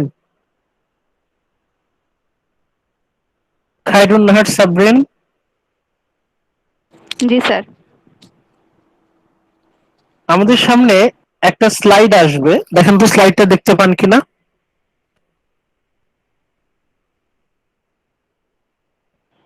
স্যার কাইন্ড অফ রাইটিং এখান থেকে, মানে এটা আমি হাইলাইট করেছি, দেখেন হাইলাইট করেছি, the second G sir. Influence. G sir. একটু জি পড়েন। Sir. The second influence of the changes in attitude and technique in the modern novel was a new view of time. পড়েন, পড়তে থাকেন।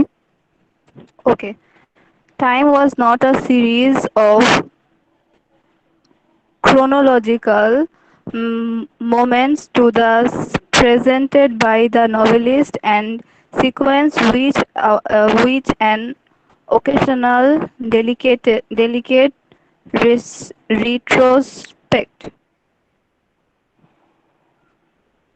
This reminded him of she recalled that, but a continuous flow in the consciousness of the individual with the already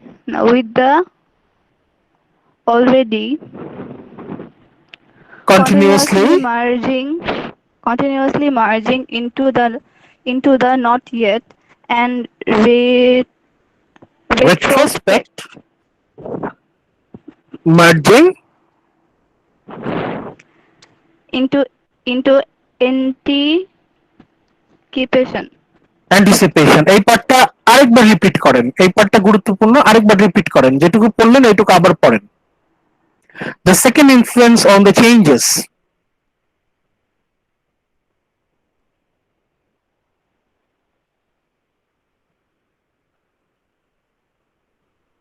আরেকবার পড়েন। The second influence, okay, sir. The second influence on the changes in attitude and technique in the modern novel was a new view of time. Time was not a series of chronological moments to be presented by the novelist in sequence with an occasional delicate Deliberate, retrospect. deliberate Deliberate. retrospect, Okay. retrospect. Okay. This reminded retrospect. This reminded him of she recalled that, but a continuous flow in the consciousness of the individual, with the already continuously merging into the not yet and retrospect merging into anticipation. আচ্ছা, এই পার্টটা আমরা একটু বুঝি। আমাদের second influence মানে হচ্ছে আমাদের মডার্ন ফিকশন বা মডার্ন নভেলের ২ নম্বর বৈশিষ্ট্য। সেটা কি? সেটা হচ্ছে a new view of time, সময় সম্পর্কে নতুন একটা ধারণা, সময়কে নতুন ভাবে দেখা।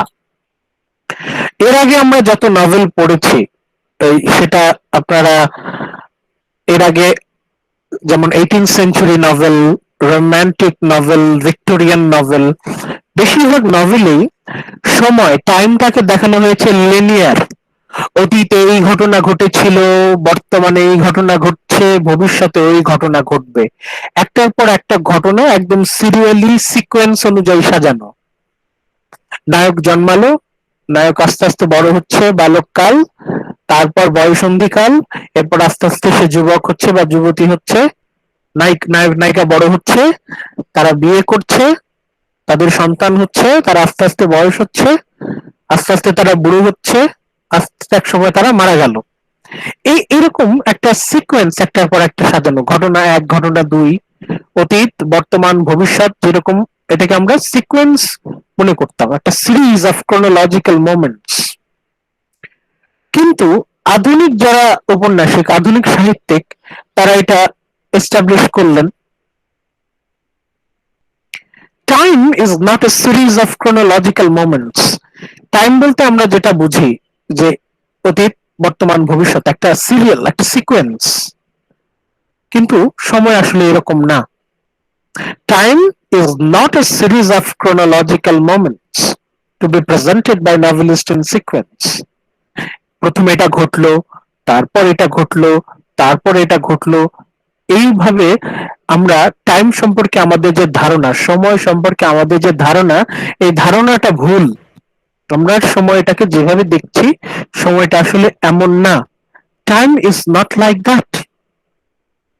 Time is not a series of sequential incidents. একটার পর একটা ঘটনা ঘটছে, সময় আসলে এটা না। সময় তাহলে কি? সময় এই যে but a continuous flow in the consciousness of the individual. Time কি? Time is a continuous flow. Time সবসময় চলছে, সময় সবসময় চলছে in the consciousness of the individual. একটা ব্যক্তির চেতনায় সময় সবসময় গতিশীল। সময়কে আপনি ওইভাবে লেভেল করতে পারবেন না। সময়কে অতীত, বর্তমান, ভবিষ্যৎ এই লেভেলে লেভেল করা এটা মোটেও সঠিক কোনো উপায় না। This is not a right way to realize the idea of time. Time শুধু একটার পর একটা ঘটনা ঘটছে এটাই টাইম না। Time is a continuous flow in the consciousness. আমাদের চেতনার মধ্যে সময় সবসময় চলছে। Time is always running. আপনি টাইমকে অতীত, বর্তমান, ভবিষ্যতে ভাগ করবেন, এটা খুবই পুরাতন এবং ব্যাকডেটেড একটা ধারণা। সময়কে এইভাবে আসলে বিভাগ করা যায় না। এই যে বলছে পরের একটা কথা একটু কঠিন, কিন্তু এটা আমাদের বুঝতে হবে। With the already continuously merging into not yet. অলরেডির সাথে not yet এর কানেকশন। এটার মানে কি? অলরেডি একটা কিছু আছে, তার সাথে কানেকশন হবে not yet, যেটা এখনো হয়নি। Already, the connection between already and not yet. Connection between already and not yet. আবারও ভালো করে বোঝেন। The connection between already and not yet. Already যা আছে এর সাথে কানেকশন হবে যা এখনো আসেনি, not yet. মানে সময় সবসময় চলছে।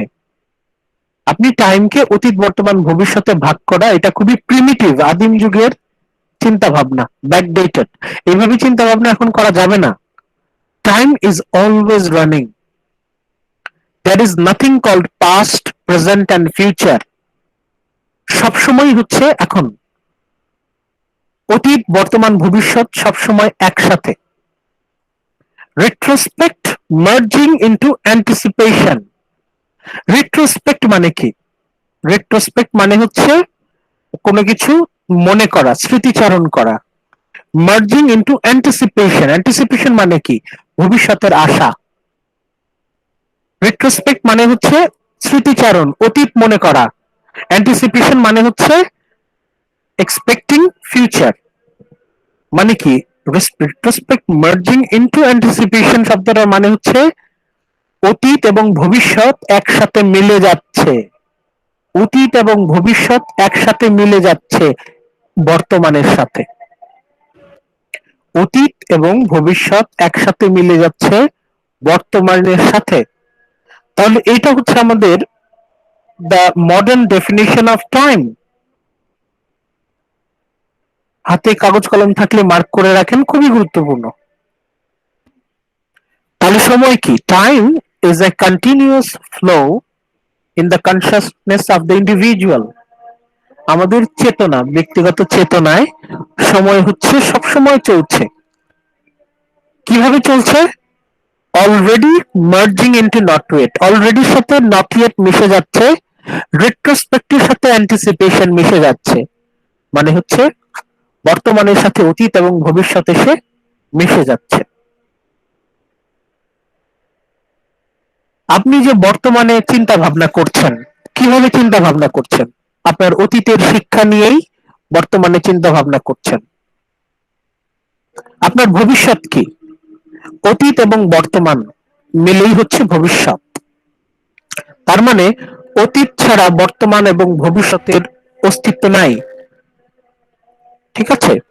আবার ভবিষ্যতের কথা যখন আপনি চিন্তা করছেন তখন কিন্তু সেটা একই সাথে আপনার বর্তমানে এসে মিশে যাচ্ছে। সহজ কথায় আমরা যদি বলি, আমাদের অস্তিত্বে অতীত, বর্তমান, ভবিষ্যৎ সবসময় একই সাথে মিশে আছে। আমরা অতীতের উপর ভিত্তি করে আমরা বর্তমানকে বিচার করি এবং বর্তমানের উপর ভিত্তি করে আমরা ভবিষ্যৎকে আশা করি। এটা কিন্তু সেপারেট না, এগুলো একসাথে। এই হচ্ছে আমাদের second influence, time, definition of time. এক্ষেত্রে আপনারা জোসেফ কনরাডের লেখা পড়তে পারেন। জোসেফ কনরাডের নভেলে আমরা এই মডার্ন কনসেপশন অফ টাইম সম্পর্কে একটা আইডিয়া পাই। জোসেফ কনরাড তার নভেলগুলো যেমন nigger of Narcissus, heart of darkness, তারপর লর্ড জিম, এই নভেলগুলোতে আমরা পাই the modern conception of time. Modern নভেলে অতীত, বর্তমান, ভবিষ্যৎ এইভাবে ঘটনাগুলো সাজানো থাকে না। হয়তো দেখা যাবে নভেল শুরু হচ্ছে ভবিষ্যতে, শুরু হচ্ছে নভেল, যখন শুরু হচ্ছে তখন নায়ক মারা যাচ্ছে এবং মৃত্যু সজ্জায় সে তার চেতনা কখনো অতীতে চলে যাচ্ছে, কখনো বর্তমানে আছে, কখনো ভবিষ্যতে চলে যাচ্ছে। আপনারা যদি কেউ ট্যাঙ্গলড নামে একটা অনেক বিখ্যাত অ্যানিমেটেড মুভি ছিল, রাপুনজেল, রাপুনজেলের একটা অ্যানিমেটেড মুভি ছিল ট্যাঙ্গলড। এই মুভিটা যদি আপনারা দেখে থাকেন, অবশ্যই সবার দেখে থাকার কথা। ওই যে একটা দুর্গের মধ্যে একটা রাজকন্যা বন্দী থাকে, সেই রাজকন্যার অনেক লম্বা চুল। হ্যাঁ, এই এই কার্টুনটা, এই অ্যানিমেটেড মুভিটা যখন শুরু হয় তখন দেখবেন নায়ক বলছে this is the story where I die. মানে ঘটনা যখন শুরু হচ্ছে তখন অলরেডি ভবিষ্যৎ, এবং নায়ক বলছে এটা হচ্ছে তার জীবনের মানে অন্তিম গল্প, লাস্ট স্টোরি। তার মানে কি, ঘটনা আমাদের মুভিটা যখন শুরু হচ্ছে তখন অলরেডি এটা ভবিষ্যতে, এবং খুব দ্রুত সেই ঘটনা অতীত, বর্তমান, ভবিষ্যতে জাম্প করে। এই হয়তো ঘটনা বর্তমানে হঠাৎ করে আবার অতীতে এসে গেল, আবার ভবিষ্যতে চলে গেল। আমাদের যে চেতনা, আমরা কিন্তু সবসময় এরকম ডিসিপ্লিন ওয়েতে চিন্তা করতে পারি না। হয়তো আপনি এখানে বসে আছেন, আপনার অতীতের কোনো একটা ঘটনা মনে পড়ছে, আপনি কন্ট্রোল করতে পারছেন না, আপনি অতীতে চলে যাচ্ছেন, আপনার মনটা অতীতে। আবার হঠাৎ করে কখন ভবিষ্যৎ নিয়ে চিন্তা করছেন, আপনার মনটা ভবিষ্যতে। বসে আছেন আপনি এই জায়গায়, আপনার শরীরটা ঠিকই বর্তমানে আছে, আপনার মন কখনো অতীতে, কখনো ভবিষ্যতে। মানে আমাদের যে কনসিয়াস, আমাদের যে চেতনা, এটা কিন্তু এরকম সিরিয়াল অনুসরণ করে না। We cannot control our conscious all the time. আমাদের চেতনা কিন্তু আমরা সবসময় ডিসিপ্লিনড ওয়েতে কন্ট্রোল করতে পারি না। আপনি বর্তমানে বসে আছেন, আপনার মন হয়তো অতীতে ছটফট করছে, অতীতের কোনো ঘটনা মনে করে আপনি কষ্ট পাচ্ছেন, আপনি নস্টালজিক হয়ে যাচ্ছেন। আবার আপনি ভবিষ্যতের কোনো একটা ঘটনা মনে করে খুব পেরেশানি, খুব অস্থিরতার মধ্যে আছেন। এটা সবার জন্য সত্য, এটা সব মানুষের জন্যই সত্য। একজন মানুষ যখন সে কোনো কাজ ছাড়া বসে থাকে তখন সে তার চেতনাকে কন্ট্রোল করতে পারে না। একই সাথে তার মাথার মধ্যে অতীত, বর্তমান, ভবিষ্যৎ এসে ভর করে। মানুষের চেতনা মানেই হচ্ছে mixture of past and future with present. তাই যদি হয় তাহলে আমাদের নভেলেও তো এই জিনিসটা আসা উচিত। আমরা যেভাবে চিন্তা করি নভেলটা তো ওইভাবেই হওয়া উচিত, তাহলে তার বাস্তব নভেল হলো না। রিয়েলিস্টিক নভেল যদি আমরা করতে চাই তাহলে সময় সম্পর্কে আমাদের নতুন একটা ধারণা আসা প্রয়োজন। সেটা কি? Time is always running and mixing, past and future is always mixing up with present. A new definition of time. তাহলে মডার্ন নভেল, মডার্ন ফিকশনে আমরা এই 2 নম্বর বৈশিষ্ট্য পাচ্ছি, a new view of time. What is time? সময় সম্পর্কে নতুন একটা ধারণা। What is time? এখন আমরা আসি আমাদের থার্ড পয়েন্টটা, আজকের ক্লাসের লাস্ট টপিক। আমাদের হাতে সময়ও বেশি নাই, আমরা একটু তাড়াতাড়ি যাই। আওয়ার থার্ড ইনফ্লুয়েন্স, 3 নম্বর বৈশিষ্ট্য কি? New Notion of the nature of consciousness. New notions of the nature of consciousness. চেতনা সম্পর্কে নতুন এক ধারণা।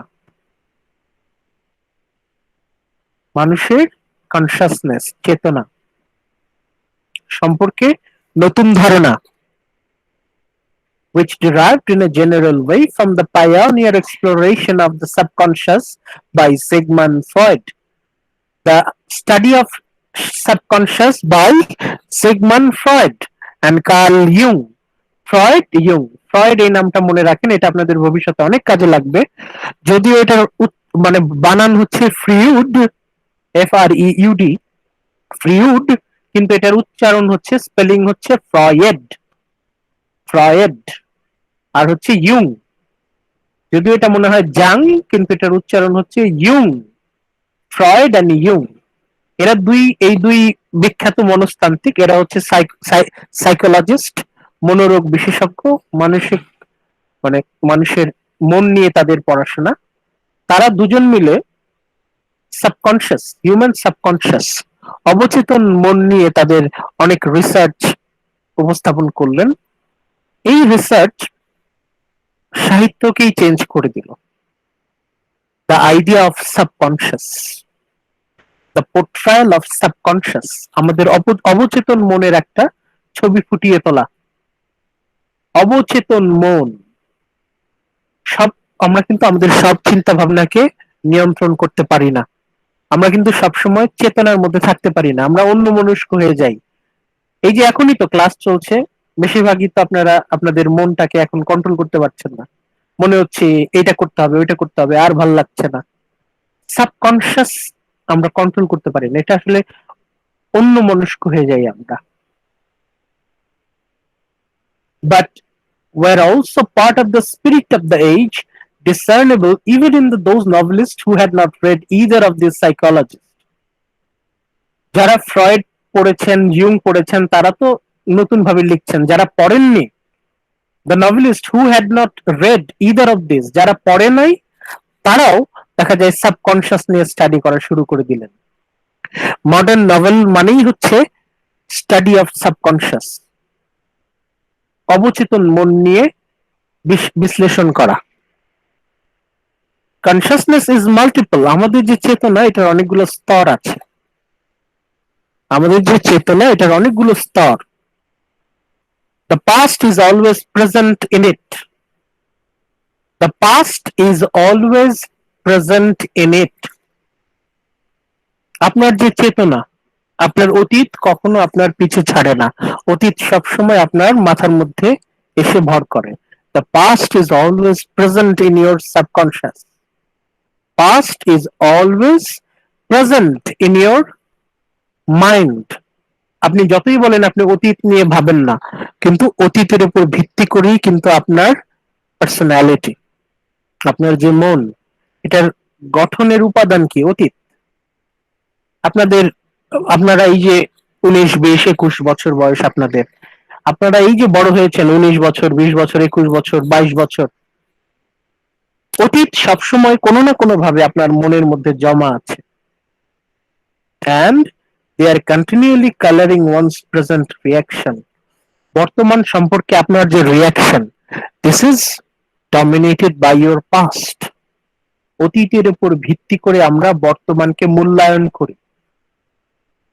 আমরা যে রিয়াকশন দেই বর্তমানে, এটার ভিত্তি কি? অতীত।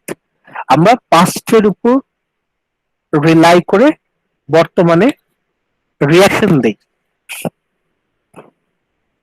এখানে মার্সেল প্রুস্ট, একজন ফ্রেঞ্চ নভেলিস্টের কথা আছে।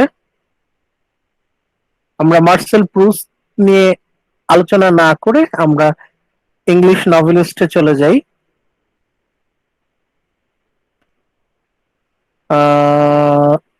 ওকে, এখানে চলে আসি। We are our memories. আমরা কে? আমি যদি এখন আপনাকে কোয়েশ্চেন করি হু আর ইউ, তখন আপনি হয়তো আপনার নাম বলবেন, বাবার নাম বলবেন, আপনি কোথায় জন্মেছেন, আপনি কোথায় পড়াশোনা করেছেন, সেগুলো হয়তো বলবেন। কিন্তু আসলে কি ওটাই আপনি? একটু ভালো করে চিন্তা করেন। কেউ যখনই আপনাকে জিজ্ঞেস করে হু আর ইউ, আপনি কি অ্যান্সার দিবেন? আপনি আপনার নাম বললেন, এটাই কি আপনি? আপনি আপনার বাবার নাম বললেন, এটাই কি আপনি? আপনার জন্ম অমুক জেলায়, আপনি অমুক স্কুল কলেজে পড়াশোনা করছেন, এটা হচ্ছে আপনার হবি। আসলে আপনি কোনটা? হু আর ইউ? ইটারনালি আমরা একটা কোয়েশ্চেন করি। হ্যাঁ হ্যাঁ, পার্সোনালিটি এটা হয় কোত্থেকে? মেমোরিজ, আমাদের স্মৃতি। পার্সোনালিটির উপাদান কি? মেমোরিজ। আপনার যে মেমোরি, আপনার স্মৃতি, এই স্মৃতির উপর ভিত্তি করেই কিন্তু আপনার পার্সোনালিটি। আপনি পার্সোনালিটি জীবনেও বুঝতে পারবেন না যদি না আপনি মেমোরি গুলো না বোঝেন। আমাদের জীবনের যে স্মৃতি, সেই স্মৃতির উপর ভিত্তি করেই আমাদের ব্যক্তিত্ব, personality. Our present is the sum of our past. আমাদের যে বর্তমান, এটা হচ্ছে যোগফল, আমাদের অতীতের যোগফল। অতীত ছাড়া বর্তমানের অস্তিত্ব আমরা বের করতে পারি না। Our present is the sum of our past. If we dig into human consciousness, we can tell the whole truth about people without waiting for a chronological sequence of time to take them through a series of testing circumstances. মানুষের যে স্মৃতি, memory, এটিকে কিন্তু আপনি সহজেই ওই sequence by sequence আপনি বসাতে পারবেন না। আপনি যদি হঠাৎ করে আপনার 10 বছর বয়সের স্মৃতি বলতে শুরু করেন, আপনি কখন যে আপনার 15 বছর বয়সের স্মৃতি, 17 বছর বয়সের স্মৃতি এর মধ্যে ঢুকে যাবে আপনি নিজে টেরই পাবেন না। আমরা যখন যখন আমরা ব্রাউজ করতে থাকি, আমরা স্মৃতিচারণ করতে থাকি, তখন কিন্তু আমরা জাম্প করি, আমরা কিন্তু এই সিরিয়ালটা বজায় রাখতে পারি না। এখন এটা কিভাবে নভেলে আমরা দেখাবো? By exploring depth into consciousness and memory rather than proceeding lengthwise along the dimension of time. কিভাবে? জেমস জয়েসের novel Ulysses, Virginia Woolf's, Mrs Dalloway, এই নভেলগুলো খুবই গুরুত্বপূর্ণ মডার্ন নভেল। কেন কেন গুরুত্বপূর্ণ? কারণ এগুলো হচ্ছে novel concerned ostensibly with only one day of protagonist life. Main যে ক্যারেক্টার, তার জীবনের একটা দিন নিয়েই এই নভেলগুলো লেখা। বিশাল নভেল, 800-900 পেজ, কোনটা 1000 পেজ, কিন্তু এই 1000 পেজ জুড়ে শুধুমাত্র একদিনের ঘটনা। মানে কি? তার প্রতিটা মুহূর্তর একদম পুঙ্খানুপুঙ্খ পয়েন্ট বাই পয়েন্ট অ্যানালিসিস আছে এই নভেলগুলোতে। কেন নভেলগুলো এত বড়? This view of multiple level of consciousness existing simultaneously.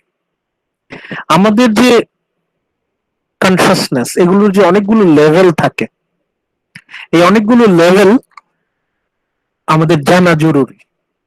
Virginia Woolf, James Joyce এরা হচ্ছে চেষ্টা করেছেন মানুষের চেতনাকে যত বিশ্লেষণ করা যায়, একটা মানুষের যে চিন্তা ভাবনার প্রণালী, কিভাবে সে চিন্তা করছে, এটাকে বিশ্লেষণ করা। যতভাবে বিশ্লেষণ করা যায় তাহলে একটা মানুষকে চেনা যায়।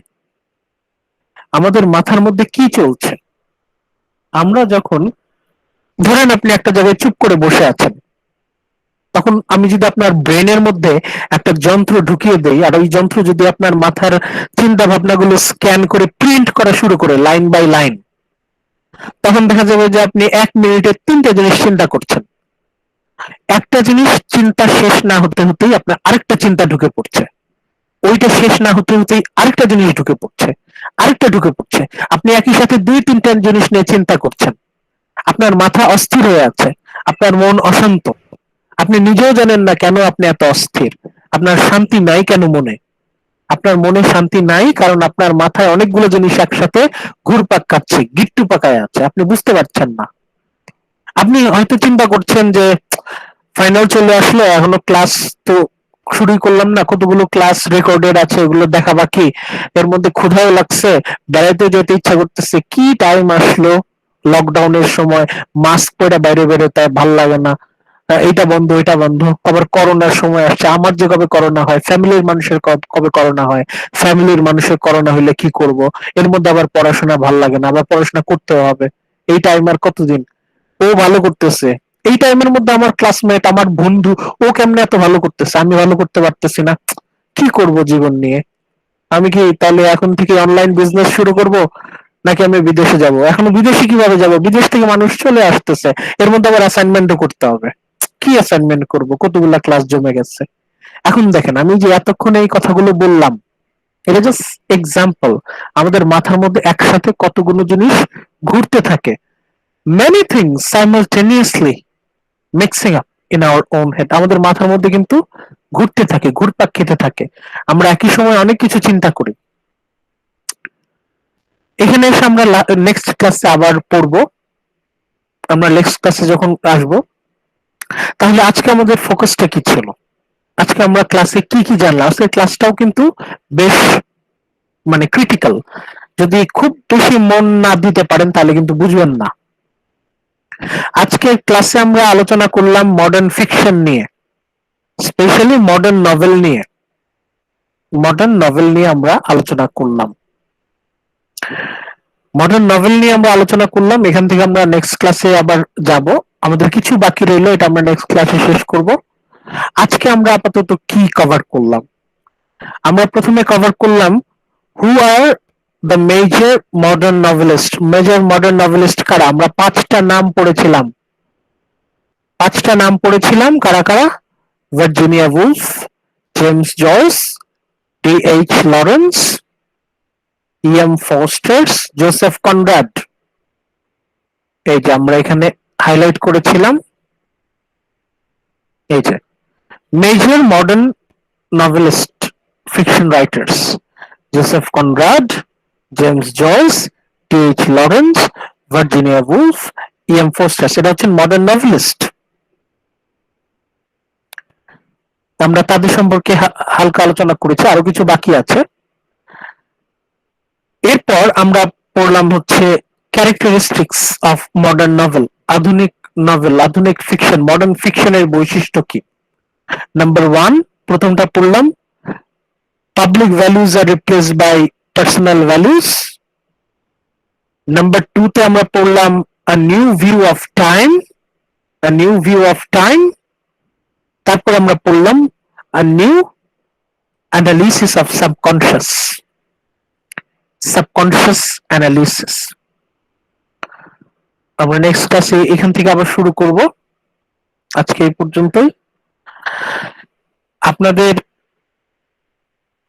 মিড টার্মের অ্যাসাইনমেন্ট অর্ধেক দেখা হয়েছে, অর্ধেক দেখা বাকি আছে। আপনাদের যাদেরটা দেখা হয়ে গেছে অবশ্যই আপনারা এটা চেক করবেন।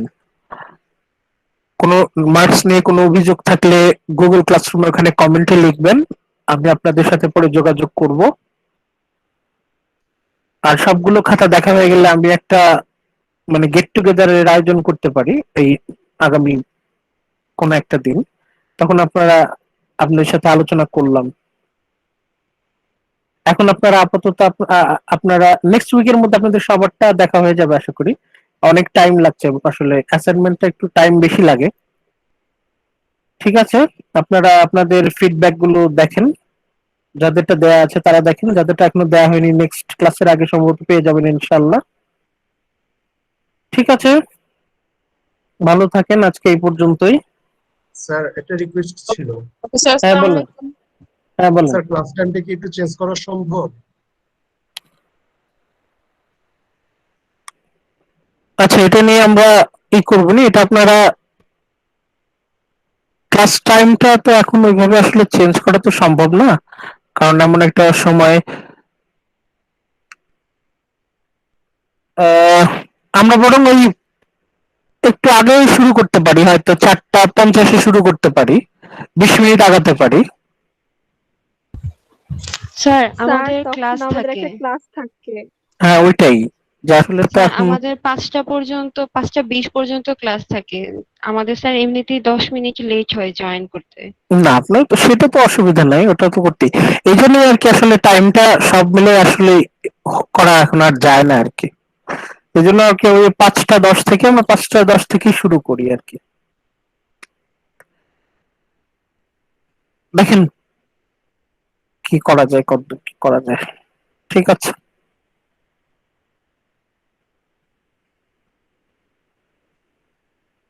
ওকে, ভালো থাকেন, থ্যাংক ইউ।